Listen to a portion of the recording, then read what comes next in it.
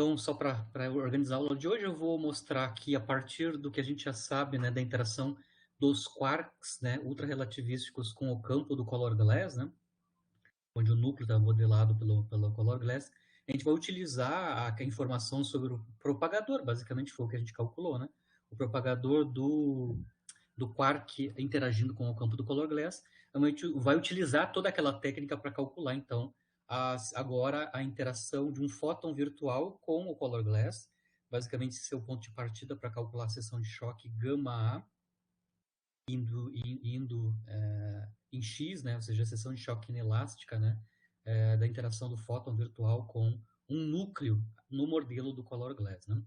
Eu vou mostrar aqui os diagramas que a gente vai precisar levar em consideração, se vocês estão vendo.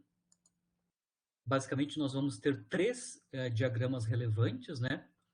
Então, aqui tem o meu fóton virtual, que vai flutuar, então, num par quark-antiquark, sem cor, né? Aqui eu estou representando na linha vertical a interação do campo do color glass, ou o campo de Warsaker-Williams do núcleo, né? Com o dipolo, tá? Ele pode acontecer de algumas maneiras. Por exemplo, eu posso ter a interação do antiquark do color glass com o campo, a interação do quark com o campo, que é esse segundo diagrama, e as interações, né, ao mesmo tempo do antiquark e do quark. Tá? As linhas aqui vocês entendem quem é quark e quem é antiquark. Essa representação desse blobzinho aqui significa que aqui a gente está levando em consideração a interação chamada iconal de todas as ordens no color glass. Resumindo, basicamente a gente está considerando o múltiplo espalhamento de uma linha de antiquark ou de uma linha de quark com o campo de Weizsäcker-Williams, que a gente já aprendeu como calcular. Né? Agora eu vou falar um pouquinho da cinemática, né? Precisamente, né, para uma linha de quark ou de antiquark, né? O momento incidente dessas partículas, no caso do quark é P maiúsculo, né? E no caso do quark espalhado é Q maiúsculo, então P e Q são os quadrimomentos do quark incidente e do quark espalhado. E aí a gente pode calcular a amplitude de espalhamento, né, ordenada no tempo. Lembrando como é que eu escrevo, então, a amplitude de espalhamento, dos múltiplos espalhamentos de uma linha de quark, né? De uma linha de quark no campo do color glass, né? É exatamente a mesma maneira como a gente calculou no caso da QED, né?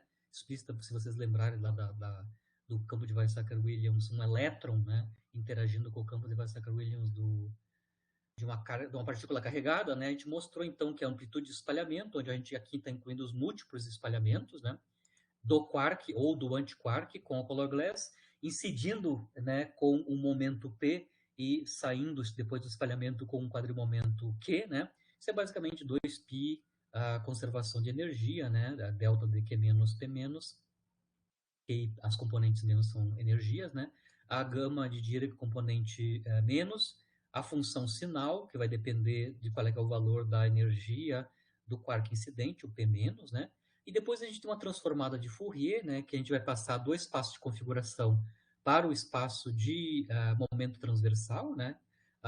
Então, se eu estou fazendo uma integração, ou seja, uma transformada de Fourier do espaço em X para o espaço de momento transversal, a transformada de Fourier vai ser tomada sobre essa quantidade aqui, né? A função U, ou a funcional U de x transverso menos 1. Lembrando que a forma funcional da função U, né? Da funcional U, ela é obtida lá utilizando os múltiplos espalhamentos do fermion, né? Com o campo de Weizsäcker-Williams correspondente, tanto no caso do eletromagnético quanto no caso do color glass, que tem a ver campos de cor, né? Essa é a maneira de calcular o espalhamento de um quark ou de um antiquark, né? Especificamente um quark, né? Porque a gente está com um U, né? Quark com o campo do color glass. Então, é basicamente, a ponto de vista físico, toda a informação da interação, né, com o núcleo via color glass está na funcional U de x transverso. Claro que a gente faz depois a transformação para o espaço de momento, né? Aqui a gente vai assumir que o núcleo se move, então, ultrarrelativisticamente, né? na direção Z+, né? Lembrando, né, a U de X transverso é a matriz, né, na representação fundamental do SUNC, do S3, né, que é dada explicitamente, a gente mostrou, né, lá da solução da equação de Young-Mills clássica com fontes, né, a gente mostrou que a função U de X transverso é o ordenamento de caminho de uma exponencial, onde dentro desse exponencial a gente tem basicamente a fonte do campo de cor, dada na forma da densidade de carga de cor, né, a ρA, que tem a dependência nas coordenadas, que são essas, né, a componente longitudinal da coordenada do cone de luz e nas componentes transversais, né, das coordenadas no cone de luz. Aqui, claro, lembrem, a gente tem esse o inverso do operador laplaciano, porque a expressão do U, na verdade, ela é obtida a partir da equação de Poisson 2D, né, dada a fonte, e a equação de Poisson 2D é para o cálculo do campo em termos da densidade de carga, né? A gente mostrou explicitamente que o U tem esta forma em termos das coordenadas transversais, né? Obviamente aqui a gente já colocou para a integração em Z-, de menos infinito até mais infinito. Então, integrando sobre todas as componentes coordenadas longitudinais Z-, né? Agora, se a gente quer calcular, então, a amplitude de espalhamento, isso aqui, a expressão que eu escrevi, T iconal, é para um quark, né, interagindo multiplamente com o campo do núcleo, né? Agora, se a gente quer calcular a seção de choque associada a esses três diagramas, onde um quark e um antiquark vão interagir com o campo do color glass, né? É fácil de calcular, fácil entre aspas, né? É fácil de calcular a amplitude de espalhamento correspondente. Ela vai ter, claro, três contribuições, né? Três termos, né? Cada um dos termos corresponde, então, à interação representada por esses diagramas, né? Então, no primeiro diagrama tem a interação do antiquark com o color glass, que é representado por esse blobzinho aqui. No segundo diagrama, a gente tem a interação do quark com o color glass.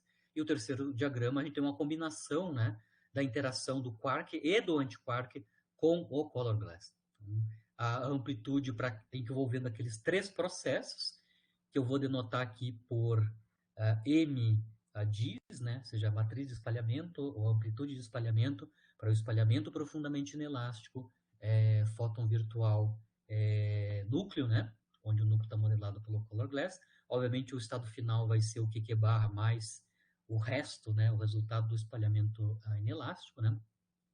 Bom, o que a gente tem aqui? Exatamente como a gente tem para o caso do espalhamento de um quark, né?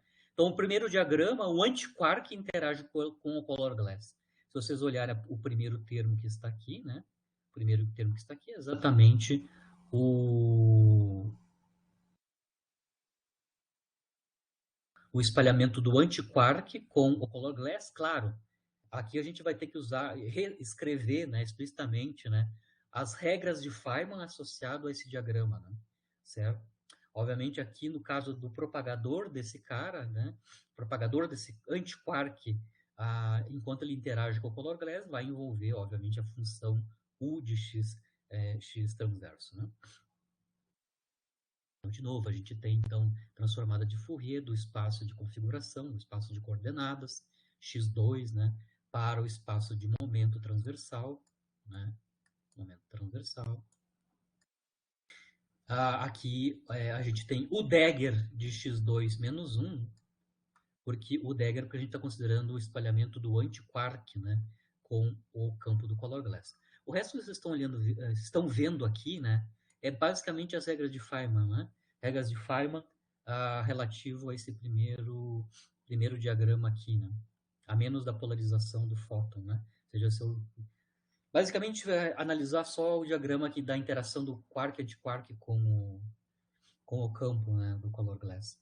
Por isso que a gente tem um spinor de antipartículas no estado final, o spinor adjunto, né, de uma partícula no estado inicial. Esse cara aqui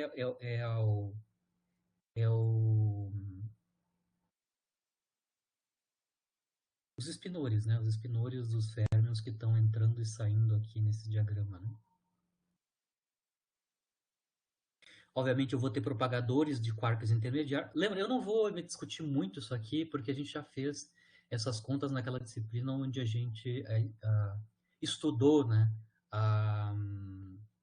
estudou o espalhamento no cone de luz, né? Acho que umas 2 cadeiras atrás, né? Onde a gente calculou explicitamente esses diagramas, né? Ou seja, a gente partiu dos diagramas de Feynman, desses tipos de diagrama. A única informação nova que eu estou introduzindo aqui é a múltipla interação dos férmions, quark e antiquark, né? Com o color glass que está condensado na informação advinda da função U do Udegger, né? U ou Udegger, né? Então, a coordenada transversal do antiquark é x2, perp, né? x2 transverso. Então, a função Udegger vai dar conta, né? Na verdade, toda essa quantidade, né? Udegger menos 1, vai dar conta do múltiplo espalhamento do antiquark com o campo do color glass. O resto é cinemática, né? Cinemática de diracologia, né? De aplicação direta dos diagramas de Feynman, né? Dos férmions que estão interagindo com o campo do color glass, né? Mas basicamente o resto aqui é tudo cinemático. Esse é o primeiro termo, então, é a interação, contém a interação do antiquark com o color glass. O segundo termo é o segundo diagrama, onde agora a interação com o color glass é pelo quark, né? O quark interage com o color glass, naquele blobzinho de cima. Obviamente, aqui a informação que vai ir da função U, né, é a função U de x1 transverso. Então, a coordenada transversa do quark, né, é x1 transverso, né, e toda a informação da interação dele com o color glass está nessa função. Dentro do colchete, claro, tem as transformadas de Fourier, do espaço de configuração para o espaço de momento transversal, e o resto é a cinemática de ecologia, né, que são os espinores, e, claro, o propagador dos férmions nos estados intermediários, que está aqui na parte de baixo, né? Toda essa tralha que está aqui, né? Eu esqueci, inclusive, de colocar os slash no segundo termo, né? Tem a ver com as criaturas de estado intermediário, né? Certo?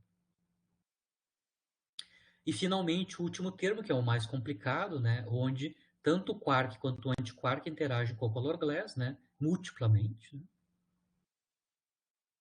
Então tá claro que isso, a menos da cinemática e da diracologia, né? Essa informação da interação do quark e do antiquark, né? Tá nesta forma aqui, né? Então, o primeiro termo de colchete tem a ver com a interação então do quark, né? Que tem coordenada transversa x1 transverso, e o segundo termo no colchete aqui tem a ver com a interação do antiquark com o color glass, a coordenada dele transversa é x2 perp, né? E o Dagger está considerando que é o antiquark que está interagindo com o color glass.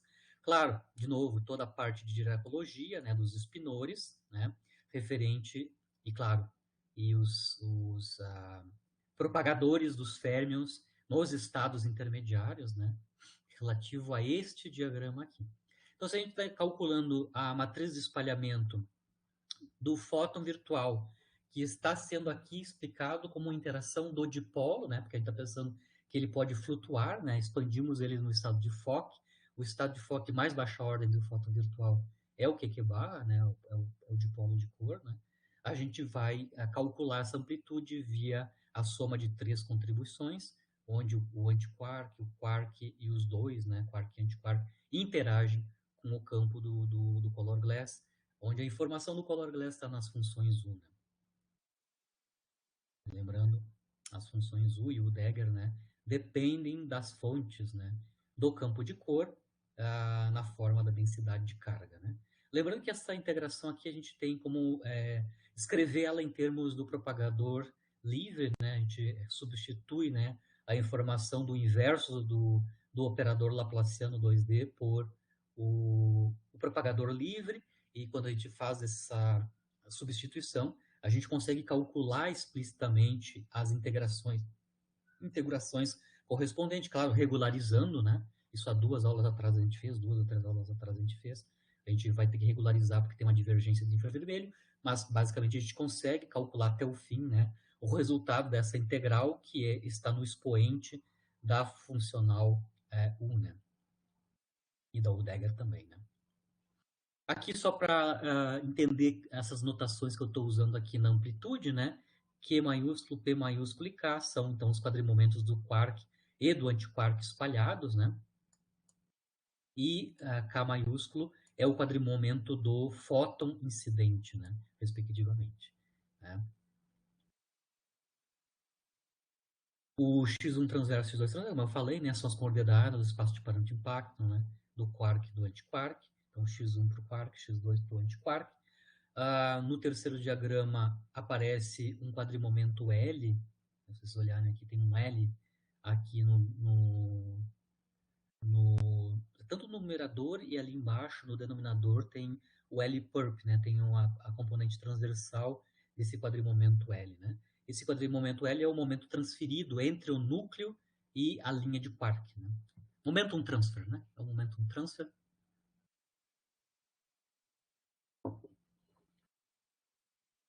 Explicitamente, né? Ainda pode analisar as outras componentes, né? O L transverso aparece aqui explicitamente, mas as outras componentes já foram integradas, né? A componente menos de L é zero, né? Porque o núcleo se move ultra-relativisticamente na direção Z, né? E a componente mais já foi integrada, né? Usando o teorema de resíduos, né? Com uma escolha específica do polo, né? Onde na integração da componente mais do quadrimomento L, que seria o L+, né? A gente vai se dar por conta que a gente tem um polo em L+, nesta localização aqui. Então, a gente já integrou, quando a gente estava escrevendo essa terceira expressão aqui, né? A gente já integrou na componente L+, né? E já substituiu, claro, a igualdade de L+, em termos de Q+, e do L transverso.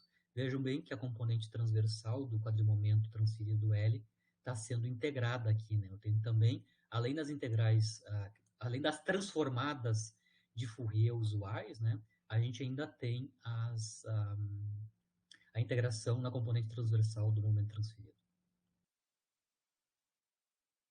Como o P e o Q são os quadrimomentos do quark no estado final e do antiquark no estado final, a gente está assumindo que eles estão na camada de massa, né? Então, se eles estão na camada de massa, os espinores correspondentes a eles, né, obedecem propriedades. Há umas 2 aulas atrás, quando a gente estudou o espalhamento quark color glass, né, a gente, quando estava tratando a parte espinorial da seção de choque ou da amplitude de espalhamento, a gente se deu por conta, né, que fazendo uso que os quarks estão na camada de massa, a gente pode então escrever o espinor adjunto, que depende do momento Q, né, em termos do espinor adjunto de Q e a componente da matriz gama, né, gama menos, né, massa mais K slash, basicamente é um truque, né, devido ao fato que a gente está utilizando os quarks na camada de massa. A mesma coisa para o espinor de antipartícula, né, o V de P, né,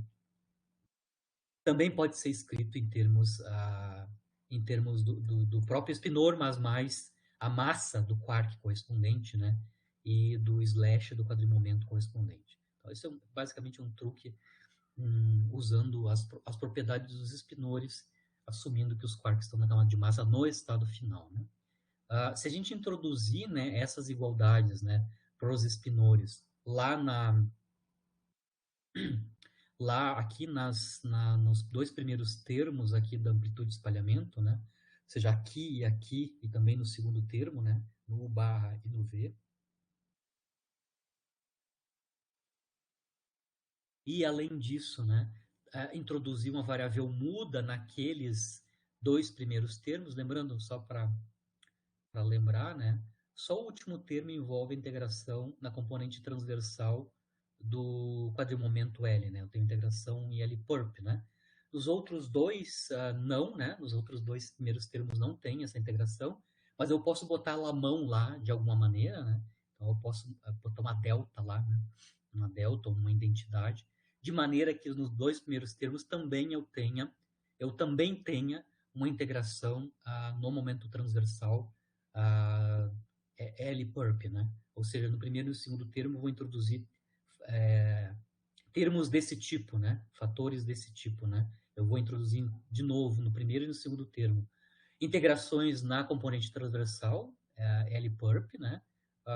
Basicamente eu estou lembrando, A integração transversal, a integração em momento transversal dessa exponencial complexa basicamente é uma delta, né?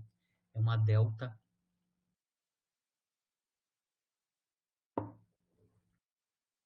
de Dirac, né? Então eu posso botar deltas de Dirac no primeiro e no segundo termo. Por que eu faço isso? Só para os três termos terem, os três, né? Integrações no momento transversal L-perp. Depois que a gente faz isso, obviamente, a gente pode escrever os três termos, combinar os três termos em apenas um, né? Como eu introduzi integração no momento transversal L-perp nos três termos, eu posso juntar todo mundo em um único termo, né? Combinar todo mundo em um único termo. Quando a gente faz isso, então a amplitude de espalhamento fóton quark, né? Fóton núcleo, né? Fóton virtual núcleo, indo num QQ barra no estado final, na camada de massa, mais o resto, né? Basicamente, a gente pode escrever uma única expressão, né? Que vai envolver, então, a integração no momento transversal L-perp, as integrações nas configurações espaciais, né? Nas coordenadas espaciais do quark e do antiquark, no caso, as coordenadas espaciais transversais, né? Do quark e do antiquark, que aparecem nos três termos, né? Bom, as exponenciais complexas que vêm da introdução dessas deltas de Dirac, né, no primeiro e no segundo termo. Então, essa primeira aqui é a advinda do primeiro termo, né, e depois eu vou combinar a exponencial complexa do segundo termo e do terceiro termo, né, explicitamente aqui, né, lembrando que no terceiro termo, a exponencial complexa, né, que não está aqui, né, que eu esqueci de colocar, mas ela envolve a transformada em x2 perp, né? x2 perp. Tá tudo combinado. Claro, ainda resta, claro, o que resta do produto dessas três caras aqui, né? Este cara mais mais este daqui, né? O que resta aqui, no final das contas, né? É basicamente o produto U Dagger, né? U Dagger menos 1. O U está sendo calculado, claro, na componente transversal, na coordenada transversal do quark x1 perp, e o U Dagger está sendo calculado na coordenada transversal do antiquark x2 Dagger, né?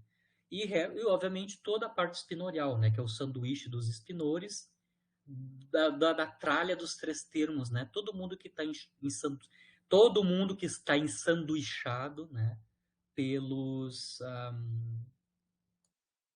espinores, né? Pelos espinores.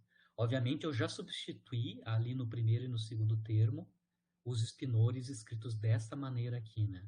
Em termos de coordenadas do cône de luz, né? Certo? Tem o Q menos, o P menos e assim por diante. Eu estou condensando toda a tralha que está ensanduichada entre os espinores como essa função, né? Gama mi, né? Que depende dos momentos transversais, das componentes menos dos momentos do quark e do antiquark, né? E, claro, ele também depende explicitamente dessa diferença, né? Q-perp com L-perp. Eu estou aqui escrevendo explicitamente quem é essa função gama, mas é a contração de todo mundo, né? Nos três termos, de quem está sendo ensanduichado pelos espinores U barra V. Só para compactar a anotação. Está aqui. Quando a gente faz a combinação dos três termos, né, sobra essa quantidade aqui ensanduichada entre os espinores. Né? Então, a priori, aqui dá para ver que o gama mi vai depender de P-perp e Q-perp, né? Aparece aqui embaixo explicitamente essas duas quantidades, principalmente o Q-perp, né? Mas quando a gente for calcular, por exemplo, a matriz quadrada, né? O módulo quadrado da matriz de espalhamento, né? A dependência explícita que aparece aqui em P-perp e Q-perp dentro da função gama de mi vai desaparecer porque a gente já conhece algumas propriedades dos espinores. Isso também a gente mostrou naquela aula onde a gente calculou o espalhamento do quark com o color glass, né?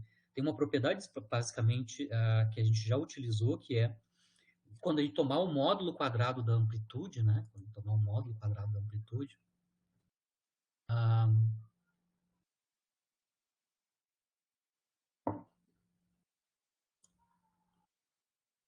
vai aparecer termos desse tipo, né? Gama menos, U de Q-perp, o bar de Q-perp, gama menos, né? Essa contração aqui, né? Essa contração matricial, esse produto matricial, vai dar basicamente 2Q menos, gama menos. Então, tem simplificações que vão ser feitas quando a gente tomar um módulo quadrado da amplitude, certo? E aí vai, de uma certa forma, desaparecer explicitamente a dependência em P-perp e Q-perp que entra aqui dentro da função gama. Só para lembrar, então, o que representa essa função gama de μ, né? Ela vai descrever basicamente a flutuação do Q barra, né? Com momentos longitudinais Q menos P menos e com o momento transversal do quark Q-perp menos L-perp, né? O fator que está aqui acompanhando a quantidade gama μ ensanduichada nos espinores, né? É esta quantidade aqui, né, o Degger menos 1, né, ela pode ser entendida, pode ser vista, né, como uma amplitude de espalhamento do dipolo no campo de cor do núcleo, né? No final das contas, a combinação dos três diagramas, né, nos dá a informação da interação do dipolo com o núcleo, condensada nesta quantidade especificamente, né? O Degger menos 1, onde cada uma das funções U estão sendo calculadas em coordenadas transversais distintas, x1 perp para o quark, x2 perp para o antiquark, né? Bom, como a gente tem a matriz de espalhamento já compactada em termos da função gama μ e das funcionais U's, né? A gente pode agora calcular a seção de choque, né? Do espalhamento gama estrela A, fóton virtual A, no espalhamento profundamente inelástico, né? Aqui é a forma em teoria de campos, né, de como é que a gente calcula a seção de choque, né? Sempre vai envolver integração sobre o espaço de fase das partículas no estado final. Então, obviamente, a gente vai ter integrações nos trimomentos do quark e do antiquark no estado final, né? É o Q e o P barrinha, né? Lembrando que barrinha é trimomento, né? Trimomento.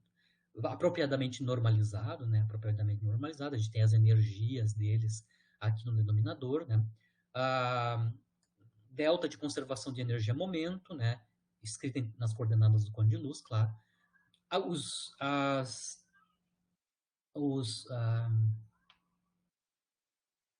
polarizações do fóton, né? Lembrando aqui eu tenho epsilon mi, é o quadrivetor polarização do fóton virtual com quadrimomento K, né? O N estrela é quando a gente toma o complexo conjugado, né?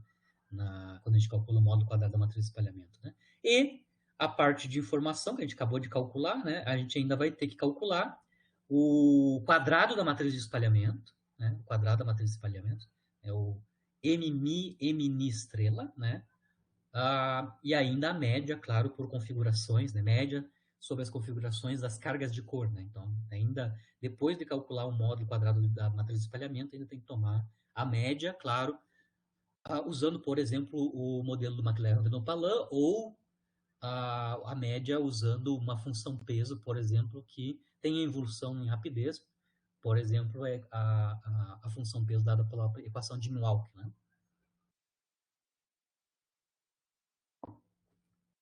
Aí a média sobre configuração de cor aí vai depender do modelo que você está usando para fazer a média, né?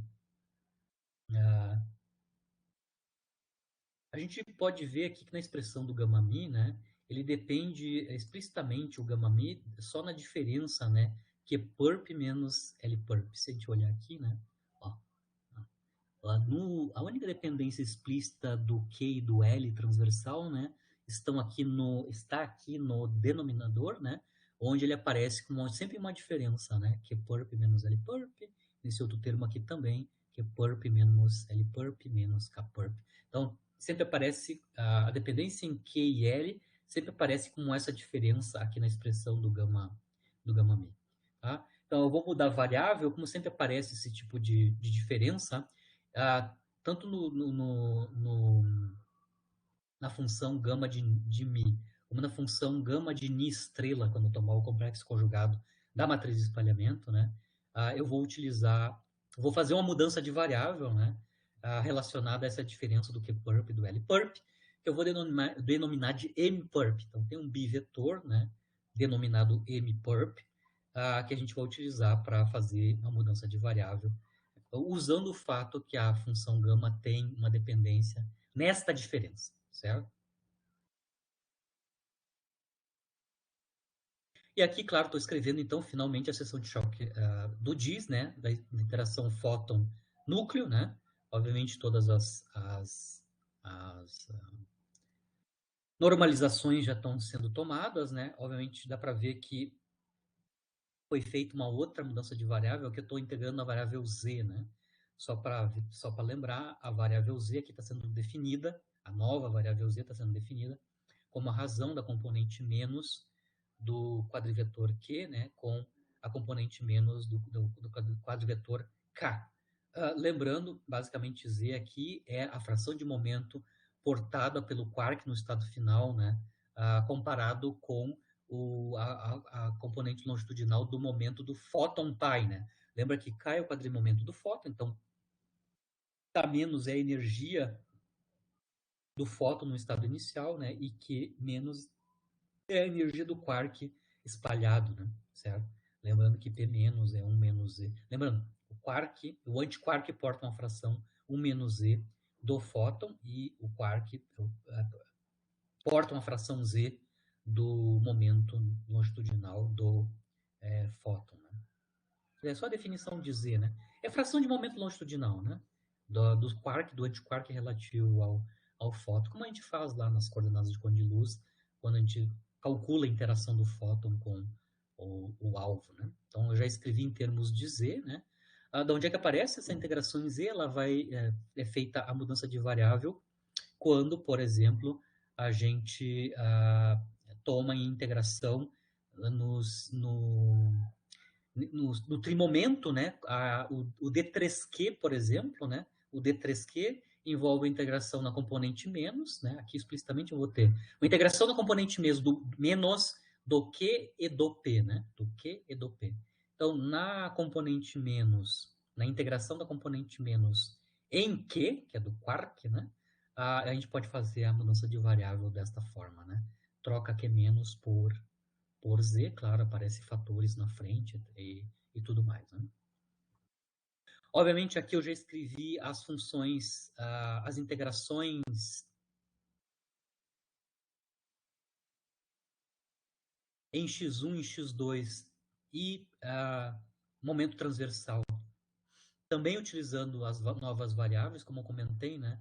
Eu vou utilizar, por exemplo, uma nova variável que é a diferença entre qperp e lperp, né? Então, quando eu calculo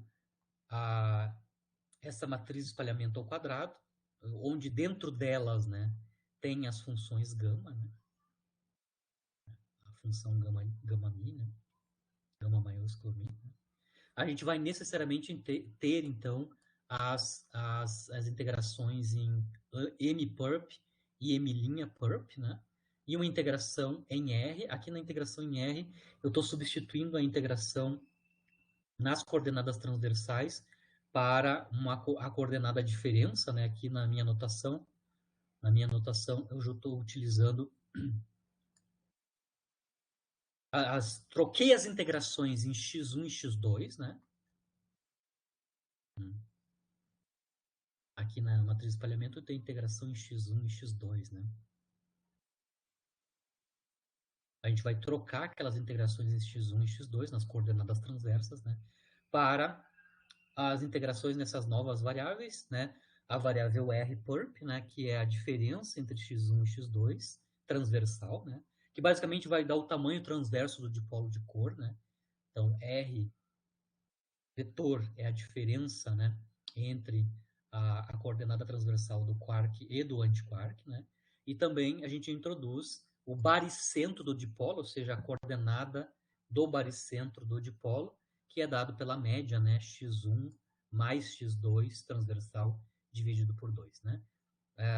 Então, eu posso reescrever as integrações em x1 e x2 em termos de integrações em R, tamanho transversal do dipolo, e baricentro, né, coordenada do baricentro do dipolo, ou parâmetro de impacto, se a gente quiser tratar assim. Então, é só para entender as integrações, né? x1 e x2 são transformadas para integrações em R e parâmetro de impacto, né? Lá dentro, né, a integração em L transversal, né? A integração em L transversal, que é essa integração aqui, né? Pode ser transformada numa integração em M transversal, lembra? Tá claro aqui que a integração em L transversal basicamente vai ser uma integração em M. Uma integração em L' perp vai ser uma integração em M' perp. É daqui que aparece o M, a integração em M' perp. A mudança de variável das integrações nos momentos transversais L e L perp. Né? Claro, está aqui ainda a contração dos quadrivetores de polarização, né, do fóton, né? A gente tem, claro, os traços, né, que tem que ser calculados aqui. Ainda as transformadas de Fourier, no final das contas, né, elas vão virar uma transformada de Fourier, onde eu vou passar do espaço em R para o espaço em momento transversal na forma da diferença M-perp menos M-perp'. E o integrando, no final das contas, depois que a gente fez essas várias mudanças de variável, né, x1, x2 para RB, L-perp, L-perp' para M-perp, M', né, a gente vai ter que calcular dois traços, basicamente, né? Um que tem a ver com o traço sobre as cores, né? Que tem a ver, então, com o traço que vai aparecer quando a gente calcula a média, né? Sobre configurações de cores da quantidade que interessa, né? Da quantidade que interessa, que é esta quantidade aqui, o Degger menos 1, né?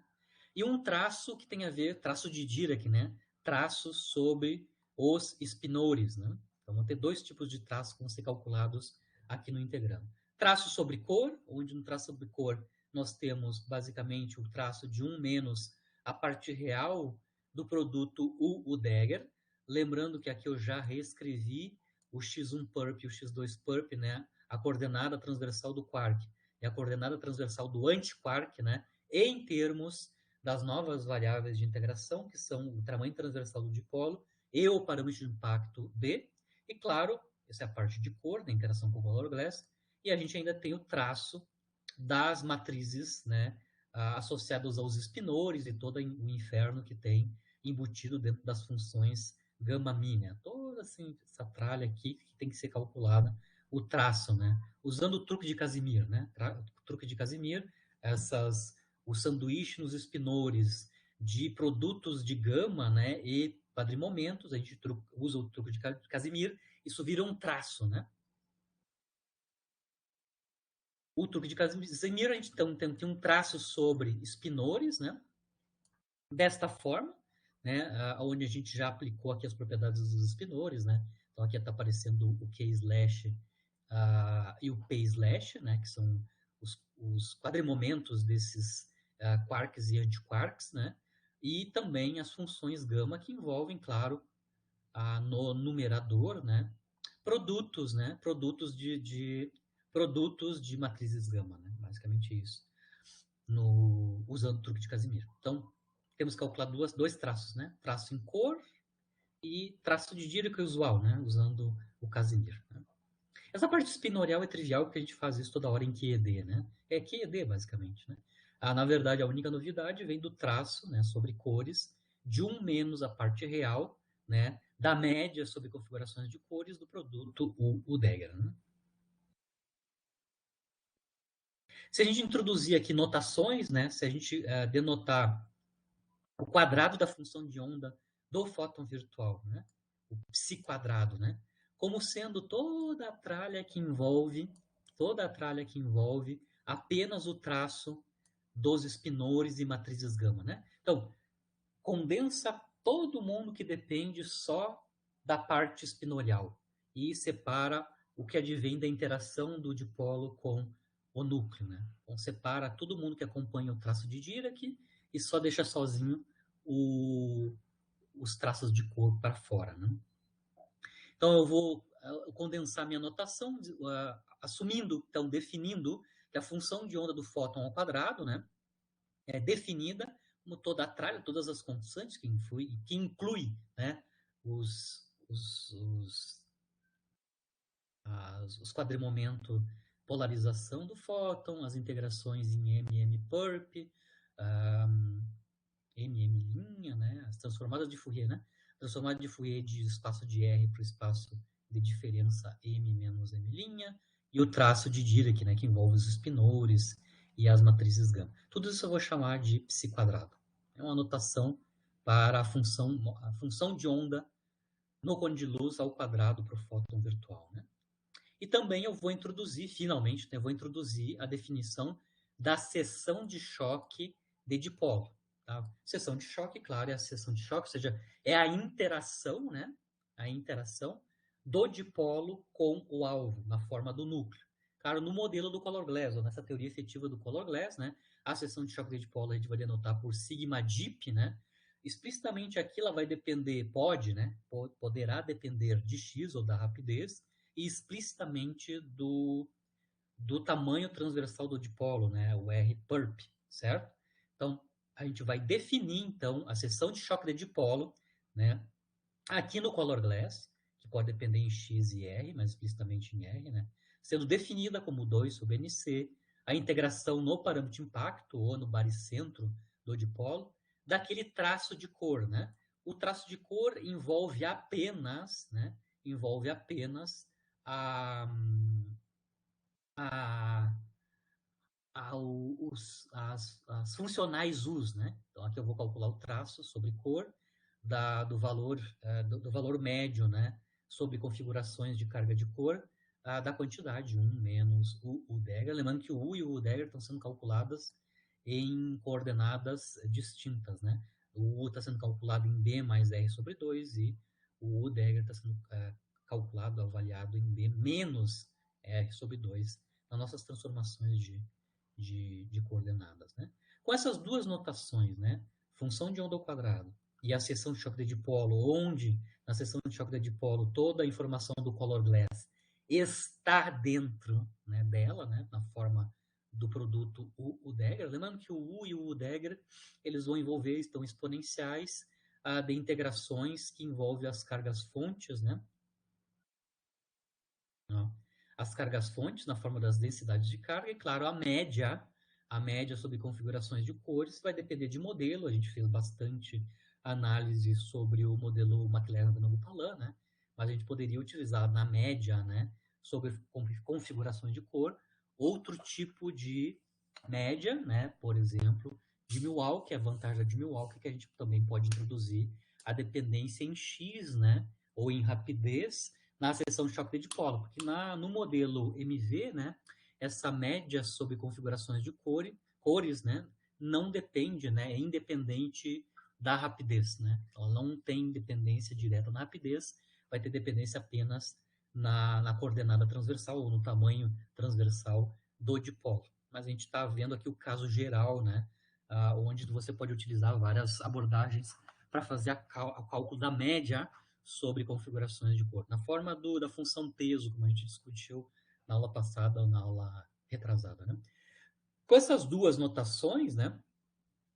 Com essas duas notações, a gente pode então finalmente escrever a seção de choque para o espalhamento profundamente inelástico, fóton, né, do EP, né, ou o EA, né, na forma da interação da seção de choque fóton virtual com o núcleo, onde o núcleo está sendo modelado pelo color glass.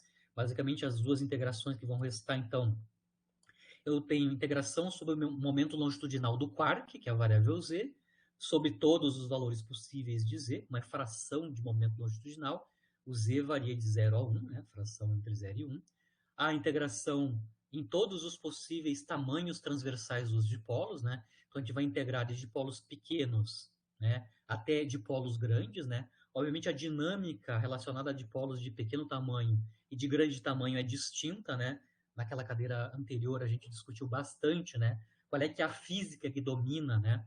Quando os dipolos têm tamanho pequeno e quando os dipolos têm tamanho grande. Basicamente a saturação partônica, né? Ou as correções não perturbativas do processo são associadas basicamente aos dipolos de tamanho grande, né? O grande e o pequeno, claro, é definido pela escala de saturação, né? Então, eu tenho uma escala de tamanho transversal, que é o inverso da escala de saturação, ou raio de saturação.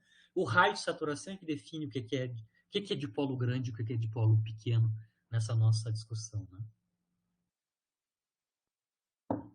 E essa integração em Z e R se dá de forma fatorada, né? De uma quantidade que é basicamente o produto da função de onda do fóton virtual módulo quadrado, né? Com a seção de choque de dipolo, né? Isso a gente obtém lá no formalismo de dipolo de cores, né? Que é o formalismo no sistema de repouso do alvo. Aqui, explicitamente, a novidade... Bom, a gente recobre obviamente, ao que é esperado do formalismo de dipolos, né? A novidade aqui é que, explicitamente, a gente tem a expressão da seção de choque de dipolo, ou seja, a interação de dipolo com o alvo nuclear, né? Na forma de informação física do color glass, como sendo a média sobre configurações de cores da quantidade 1 menos o Dagger, onde dentro desses Daggers nós temos as densidades de carga associado às fontes de cor, que a princípio a gente assumiu que são os quarks de valência estáticos, né, no color glass, no modelo do McLaren no Palan, pelo menos, né. Só para lembrar, no modelo McLaren no Palan, essa média aqui não tem dependência em X, então a nossa seção de choque de dipolo no modelo McLaren no Palan não tem dependência em X, apenas em R. Né? Se a gente quer calcular explicitamente qual é que é a expressão da seção de choque de dipolo em termos de R, né, no modelo de McLaren no Palan, basicamente a gente vai assumir, por exemplo, um núcleo, né, que tem distribuição de nucleons uniforme. Isso é bem tranquilo para núcleos grandes, né? Isso significa que basicamente eu posso assumir, né, para a distribuição de nucleons uma função passo, né, uma função passo, ou seja, basicamente para momentos para parâmetros de impacto entre zero e o raio do núcleo, né? Basicamente eu vou assumir uma distribuição uniforme, ou seja, eu vou assumir esta forma para a distribuição nuclear. Essa função θ faz com que a integração no momento transversal seja trivial, né? Porque se a única dependência do parâmetro de impacto é a função passo, né? A integração em momento transversal vai nos dar basicamente π RA ao quadrado, tá aqui, né? Então, o π RA ao quadrado basicamente advém da integração em momento transversal, aqui, né? Perdão, a integração em parâmetro de impacto, assumindo que a distribuição de nucleons no núcleo é uniforme entre 0 e para parâmetro de impacto entre 0 e o tamanho do núcleo, o raio do núcleo. Né? Então, o πr ao quadrado advém da integração em momento transversal. E, claro, o que sobra é, claro, a dependência em R. A dependência em R, basicamente, advém, né, do cálculo, a menos do 2 sobre NC, né, vem do cálculo do traço dessa quantidade. Vejam bem, o traço, na verdade, a média, né, a média sobre cores, né, perdão, a média sobre configurações de carga de cor, né, de fontes de cor, do produto U-Dagger, a gente gastou uma aula calculando explicitamente quanto é que é esta média, né? Nós calculamos a média do U, a média do Dagger, e a média do U-Dagger, porque lá atrás a gente estava calculando a seção de choque de espelhamento Quark Color Glass, né? E a gente precisava dessas três médias sobre configurações de cores. No modelo do McLaren no Palan, claro, a gente fez, para calcular a seção de choque, né? Aqui, basicamente, a gente só vai precisar só a média da quantidade U barra, né? Certo? Que a gente já sabe calcular. Ela, basicamente, ela é dependente, lembrem-me, né? A média do U barra é a exponencial de menos B2, onde a função B2 depende das coordenadas transversais, e a gente calculou até o fim, né? Quanto vale a função B2, né? Já regularizada, né? Ela depende da escala de saturação, do cutoff de infravermelho, que é o lambda QCD, e da distância transversal, o R ao quadrado, né? A gente mostrou explicitamente quanto é que é o resultado desta média aqui, né? Sobre configurações de cor, né? Bom, então a gente vai ter 1 menos a média. 1 menos a média. Aqui eu já estou escrevendo, como eu falei, né? E na menos B2, onde B2, né?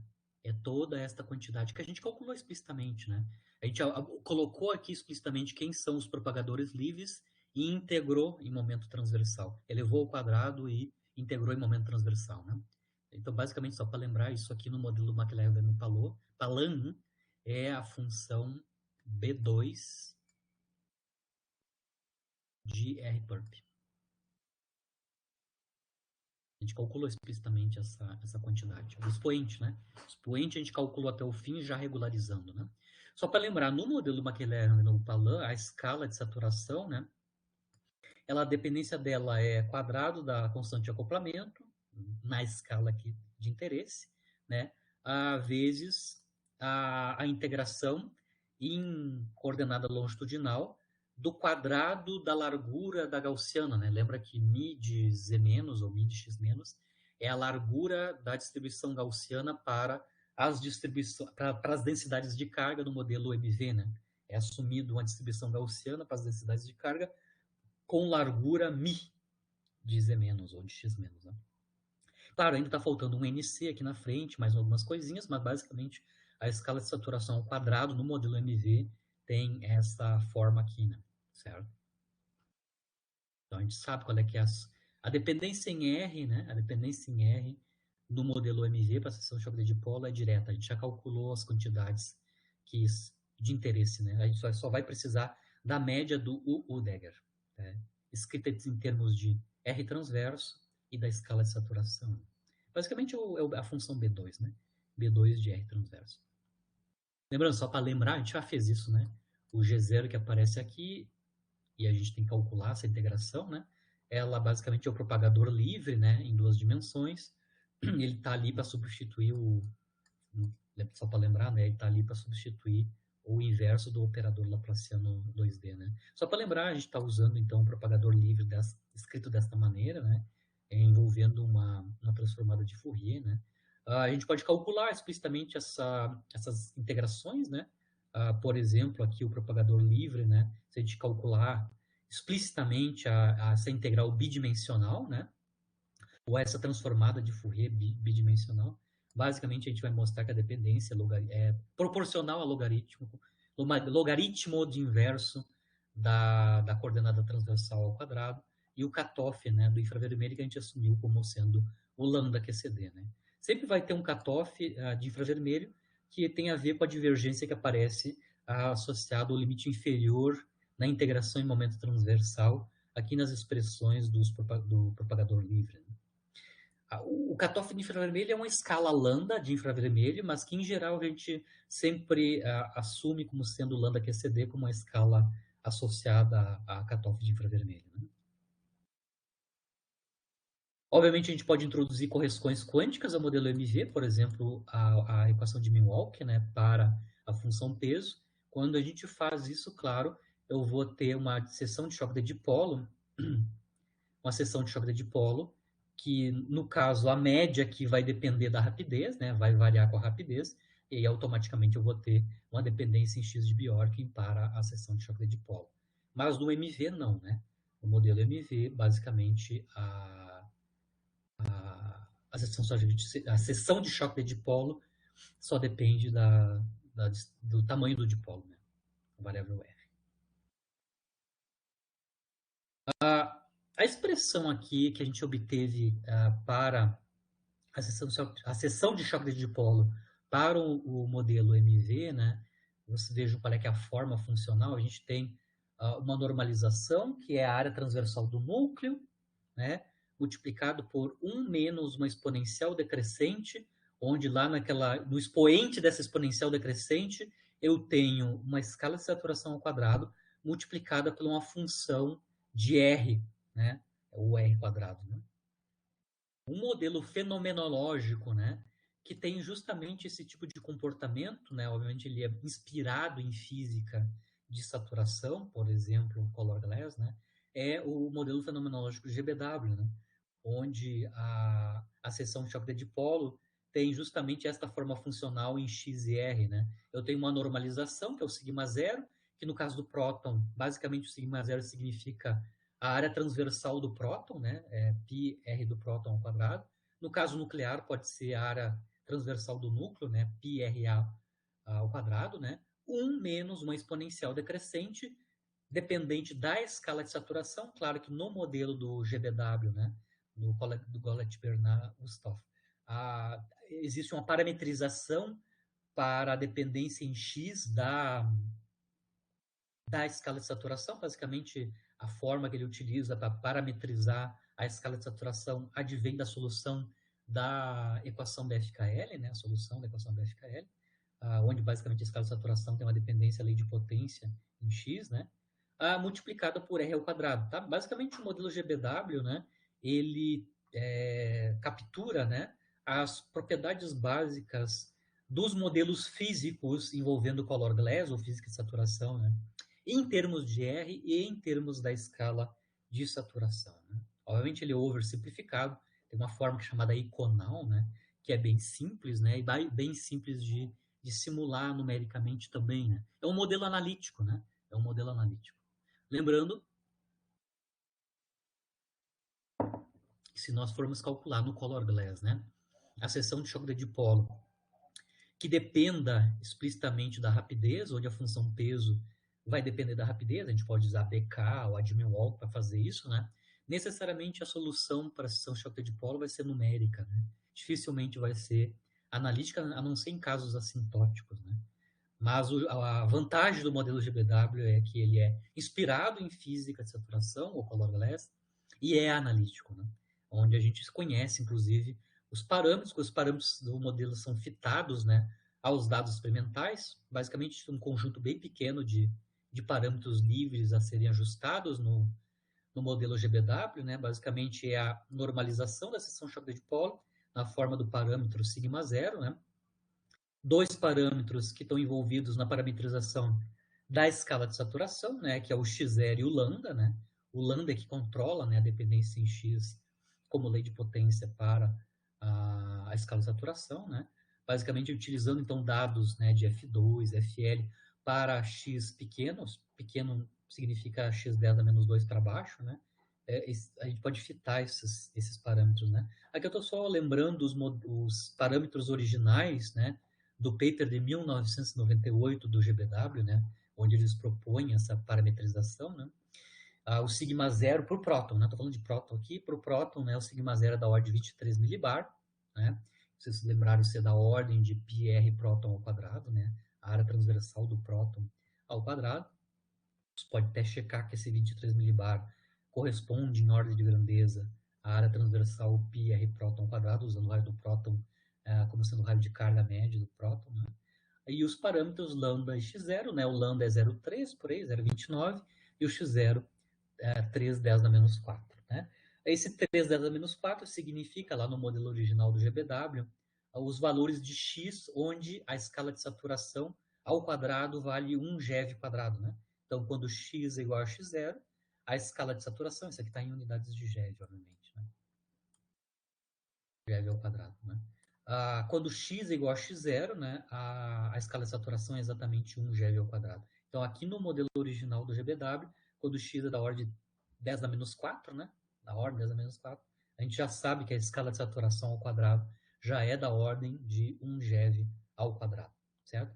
Ainda parâmetros fixos do modelo GBW, né, que não são fitados, são fixados, né?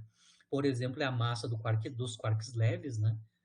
Ele assume que os quarks U, D e S têm a mesma massa, né? Carga efetiva dos quarks leves, que é 0,14 GeV, certo? Ou 140 MeV, né? Basicamente, isso é a massa do pion, né? Ele está assumindo que a massa dos quarks leves é da ordem da massa dos pions, né?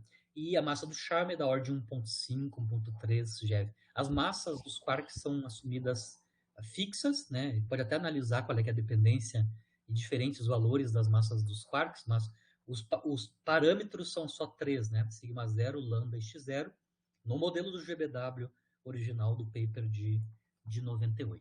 Então, eu só resumindo o que eu faço na aula de hoje, eu mostrei explicitamente que, partindo da informação da interação de um quark ou do antiquark com o campo do color glass, cuja informação advém, então, da funcional U, né? Onde a funcional U envolve, então, as densidades de carga de cor, né? eu posso escrever a matriz de espalhamento, que envolve 3 diagramas, né? Com a matriz de espalhamento, eu consigo calcular a seção de choque e, usando a notação que eu estou mostrando aqui, né, a gente pode escrever de forma fatorizada a seção de choque de interação do fóton virtual com o núcleo, exatamente com a mesma forma como é no formalismo de dipolos de cor. A novidade é a identificação da seção de choque de dipolo, escrita explicitamente na física do color glass, onde a gente tem o envolvimento de um traço sobre cores, né, da média sobre configurações de cor, da quantidade 1 menos o Dagger, certo? Então, toda a informação do Color Glass está na seção de choque de dipolo. Se a gente quer introduzir dentro da seção de choque de dipolo a informação do Color Glass, tendo ou não evolução, né, na rapidez, certo? Isso é o encerramento da aula formal de hoje, e eu queria, Harrison, passar para o segundo momento. Eu não vou fazer nada hoje, né? Eu só quero fazer o esquenta, né? Esquenta? Eu queria que a gente comece agora, a partir de hoje, fazer o hands-on, que era a ideia original da disciplina, né? Claro, eu fiz tudo formalmente aqui do Color Glass, mostrei como é que a gente calcula coisas, notação, no maior detalhamento possível, para vocês terem a base, né? Uma base sólida da conta do Color Glass. Mas lembrando que o meu objetivo da disciplina, na verdade, ela é ser uma disciplina prática, né? A gente está na aula hoje, a aula 9, tá? Então a gente já usou a metade do semestre na parte teórica. Daqui para diante, eu vou ainda falar alguma coisa de teoria, mas a que a gente vai fazer agora, a partir de agora, é a parte fenomenológica, mão na massa, né? Então só vou sair aqui da minha transparência e voltar para outra.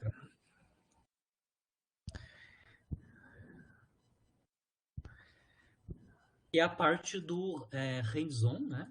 Mãos na massa, né? Para a gente fazer cálculo numérico mesmo, né? Então, o que eu estou pensando, só vou abrir um pouquinho mais aqui. O hands-on agora, nesse momento, a partir da aula de hoje, é o seguinte, ó. Eu quero que você e o Gabriel, né, quem está fazendo essa disciplina, né, construa como vocês dois usam C++. Vamos já construir em C++.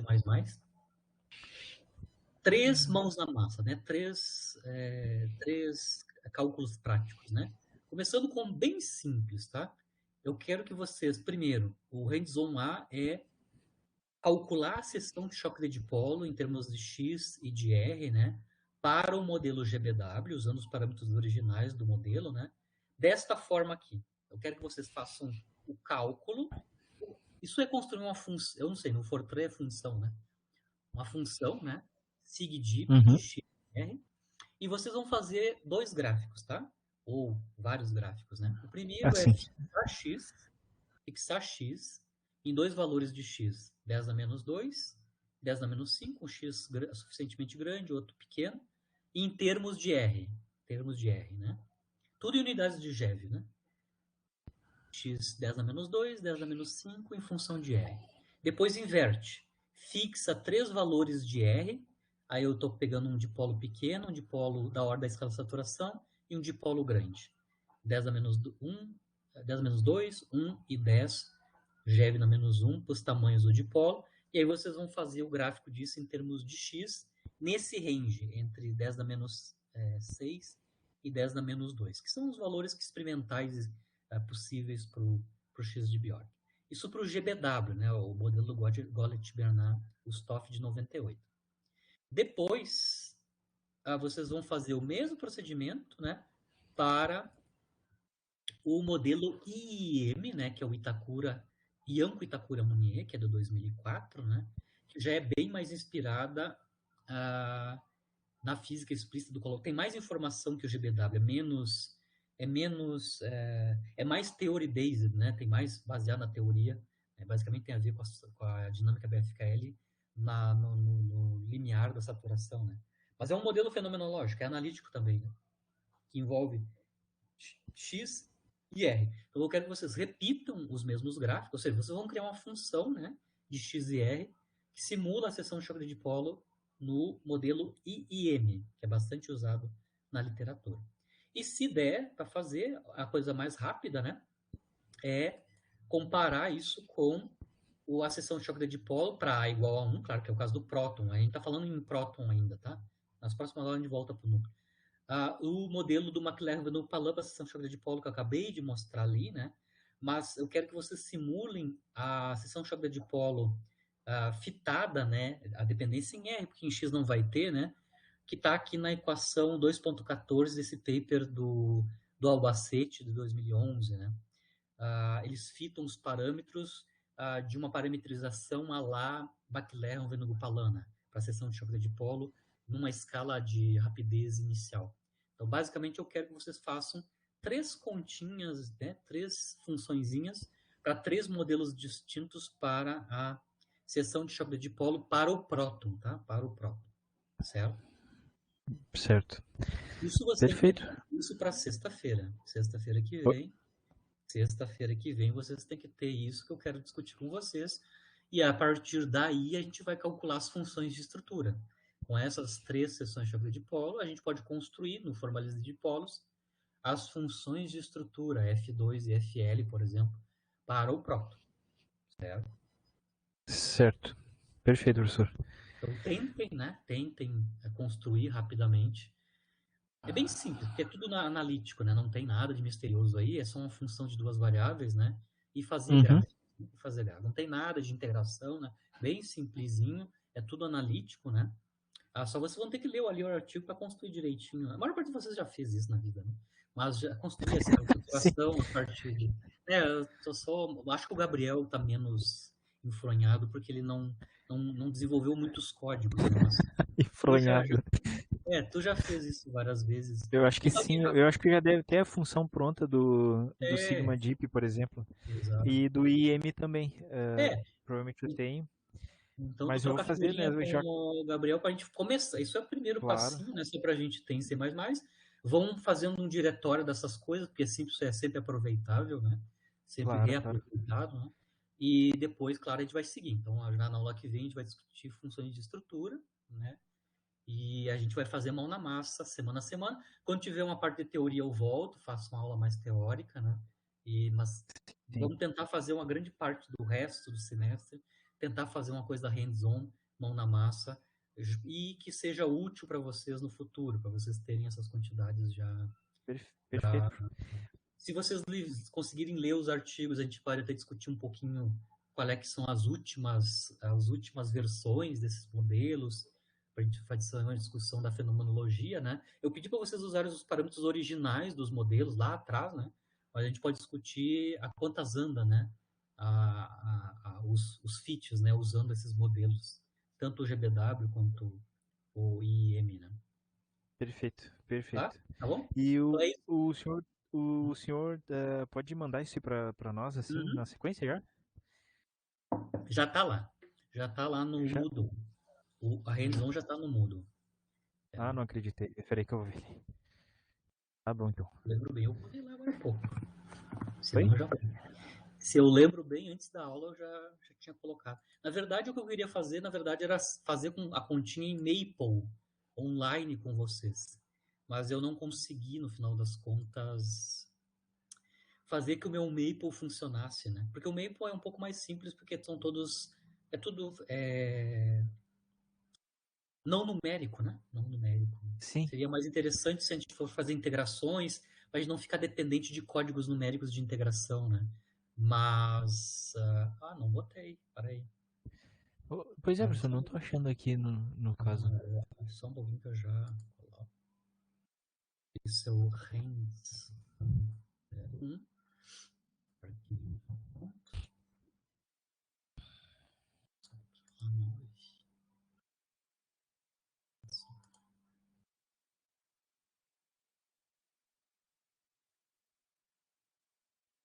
Feito. Aí já? Vamos ver aqui. Fazer um refresh aqui, daí seria isso. Sim. Agora foi. Perfeito. Então, a princípio, é isso no hands-on de hoje para a próxima semana. Aí, a semana que vem, discutir um pouco mais light. Eu vou mostrar para vocês como calcular as funções de estrutura. Já está nos próprios artigos, né? Mas a gente vai discutir teoricamente como como calcular. E depois, em alguma aula, a gente vai. A gente tem que falar da BK, né? Mas eu quero deixar alguns dias para a gente fazer a feno. Depois a gente volta para fazer uma derivação da BK, né? Que seria uma aproximação para a de Milwaukee, né? Só como é que ela é derivada no formalismo dos dipolos, por exemplo, né? E depois a gente volta para a feno de novo, né? Eu quero, na verdade, pelo menos terminar o semestre, além do DIS aqui, a gente analisar produção de partículas em próton-próton e em próton-núcleo, né? Por exemplo, produção de heavy quarks em PA, por exemplo, em próton-próton dentro do formalismo do color glass. O ponto de partida a gente já fez, a gente já calculou a seção de choque quark color glass, né? Então, quark núcleo a gente já calculou. Então, a gente pode extrapolar isso para quark próton núcleo produzindo um determinado quark leve ou pesado, né? E a hadronização, só tem um efeito da hadronização que a gente discutiu um pouquinho, mas isso dá para fazer fenomenologia também, né? Sim. Mas a princípio é isso. Então nos vemos na sexta, né? Se vocês puderem. Se vocês querem discutir alguma dúvida, se vocês tiverem dúvida essa semana, é só me falar que a gente discute no WhatsApp ali mesmo, ou fazer uma reuniãozinha rápida, né? Se vocês tiverem alguma dúvida, mas eu acho que no teu caso, acho que tu já está bem adiantado, tu já fez isso, né? Então não tem muito. Né? Talvez Tá a única tranquilo, mas coisa que vai fazer é essa do hands-on C, né? Que talvez tu vai ter que só. Mas é bem simplesinho. Né? tranquilo. A função é analítica, não tem. E a gente vai aumentando a dificuldade a partir de agora. Perfeito. É? Feitoria, Feitoria. professor. Bom final de Um semana. abraço pro senhor, pra ti também. Se falamos. Voltamos na sexta, então. Tchau, tchau.